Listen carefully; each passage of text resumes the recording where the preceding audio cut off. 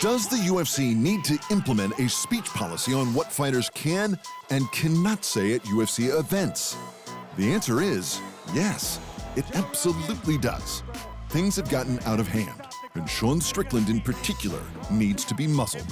I think I'm one of the best strikers in the world. Anytime you're doing the man dance, you're one punch away from being knocked out, but I could spar with any world champion boxer and get the better of him. So I don't know, man. I just think I'm one of the best strikers in the world. The UFC's surprise middleweight champ proved himself to be one of the most dangerous men in the promotion, and no one saw it coming. Perhaps with good reason, though, because he often sounds like a backwards knucklehead from the 1950s. I just think sometimes I run my mouth so much that people forget that I know how to fight. Fighters being offensive is nothing new, nor should it be surprising. The good majority of athletes throughout history who chose combat as a profession did so because getting punched in the head was better than whatever else life had to offer. From Stanley Ketchel to Jack Dempsey to Roberto Duran to Manny Pacquiao, innumerable legends of boxing got into the sport to escape abject poverty. In another world, they might have been brain surgeons and rocket scientists, but they were born into this world. Here, their survival was the priority over education.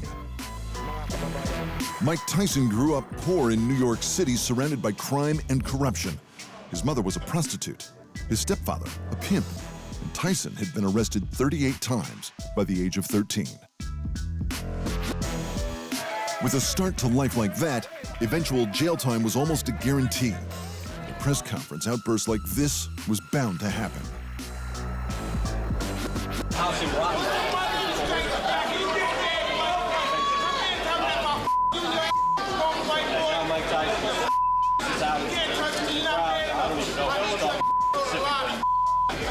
The thing is, Tyson's upbringing does not make him exempt from societal rules and regulations. Otherwise, he wouldn't have gone to prison. More importantly, though, he was a champion. The words they say carry more weight because people look up to their heroes, especially children. That's largely why Muhammad Ali is considered the greatest sports person in history. He knew he was a role model, and he used his words to make real, progressive change. In the UFC, it's just the same. Champions are put on pedestals, and once they're up there, they can use their platform for good, like Dustin Poirier, or for evil, like his rival, Conor McGregor. Nah, it's just business. I see a man here. I see a corpse. Gets crazy. I see a dead body. Since becoming the UFC's #1 pay-per-view draw, McGregor quickly descended into a world of narcissism and vulgarity. From thinly veiled homophobia and chauvinism in his boxing press conferences to repeated run-ins with the law, he's an atrocious role model for anyone of any age. But most of those transgressions were outside of the UFC's purview. He does, however, frequently cross the line within the promotion as well, like when he threatened Poirier's life. He was saying that he was going to kill me. You don't say stuff like that. That he was going to murder me. You don't say stuff like that, You don't say stuff about people's wives either, but I know that's zero chance. But there is a chance, somebody could die, and you don't say that. You don't wish that on anybody. It must be said that fighters often threaten to kill each other. It is combat after all, but it still stings when fighters cross the line and make it personal, like when Colby Covington mentioned Leon Edwards' deceased father. Literally, you're so stupid. On Saturday night, I'm gonna bring you to a place you never want to be. I'm gonna bring you to 7th layer hell. Okay. No, I'm bringing you to 7th layer hell. We'll say what's up to your dad while we're there. Oh! When a fighter crosses a line, it often leads to their opponent crossing a line in retaliation. And this brings us back to Sean Strickland.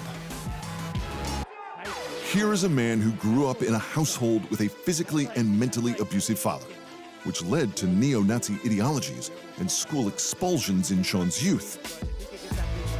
Since becoming an MMA fighter, he insists his racist ways are behind him. That, however, hasn't stopped him continually crossing lines in other areas. frequently at UFC press conferences. In turn, this spurs on other fighters to also cross lines, like Israel Adesanya. I mean, what was it like, 2-0 against Izzy? What was it, 2-0?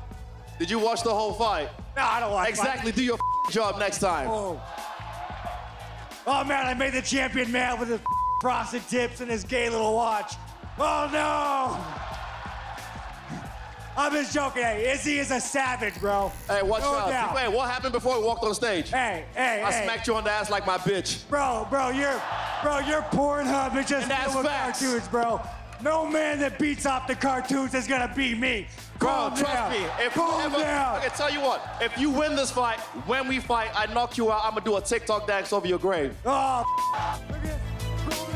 In a few short sentences, Strickland curses, talks about masturbation, and uses homophobic slurs, all while holding a microphone supplied to him by the UFC. In retaliation, Adesanya threatens him with death using chauvinistic language. This sort of thing happens a lot around Strickland, but it's not just him, and Dana White and the UFC do nothing to stop it. Take another human being and break their soul. Fellow controversy hound Colby Covington caused a stir before his title fight against the former champion Kamaru Usman, who hails from Nigeria. Covington asked Usman if he got a call from his little tribe using smoke signals. Many asked White about whether that was okay. That's the 10th time you guys have asked me this. Yeah, I mean, these guys all have their own causes, things, you know, all their own beliefs. We don't muzzle anybody here. We let everybody speak their mind. I don't know what he said that was racist. I don't know if I heard anything racist that he said. You know, I don't know. Would you agree that if it is racist, though, it's wrong? Yeah, doesn't have a place? Of course. Come on. Well, just want to get I'm it not on going to record. play these games with you guys. Come on.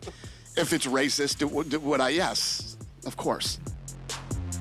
When UFC fighters like Colby Covington and Sean Strickland use hateful words without any appropriate or mandated recourse, they make the UFC look bad. And as the UFC is the de facto global representative of all MMA, that means they give the entire sport a bad name. That's why the UFC has to do something about it. Trying to move forward. Thanks for watching. And remember, if you want more fight sports in your life, just hit the subscribe button.